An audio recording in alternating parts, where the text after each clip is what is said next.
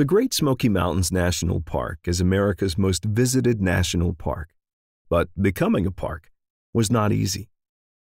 The mountains have had a long human history spanning thousands of years, from the prehistoric Paleo Indians and early European settlement in the 1800s to loggers and civilian conservation corps enrollees in the 20th century.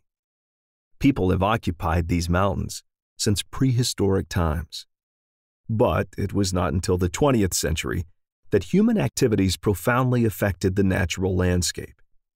When the first white settlers reached the Great Smoky Mountains in the late 1700s, they found themselves in the land of the Cherokee Indians. The tribe, one of the most culturally advanced on the continent, had permanent towns, cultivated croplands, sophisticated political systems, and extensive networks of trails. Most of the Cherokee were forcibly removed in the 1830s to Oklahoma in a tragic episode known as the Trail of Tears. Earlier settlers had lived off the land by hunting the wildlife, utilizing the timber for buildings and fences, growing food, and pasturing livestock in the clearings.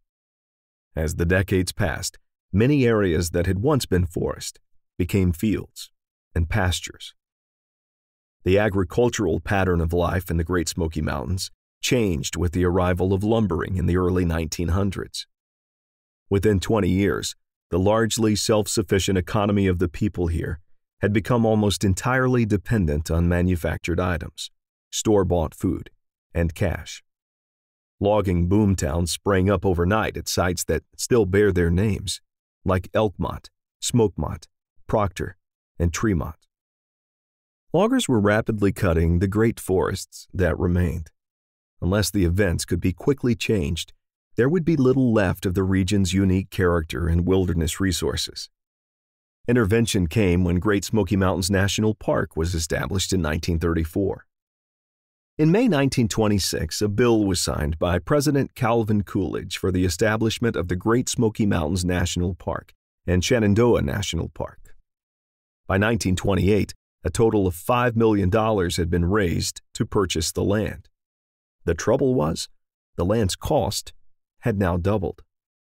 The day was saved when the Laura Spelman Rockefeller Memorial Fund donated $5 million, assuring the remaining land's purchase. More than 1,200 landowners had to leave their land once the park was established. They left behind many farm buildings, mills, schools, and churches. Over 70 of these structures have since been preserved, so that the Great Smoky Mountains National Park now contains the largest collection of historic log buildings in the eastern part of the United States.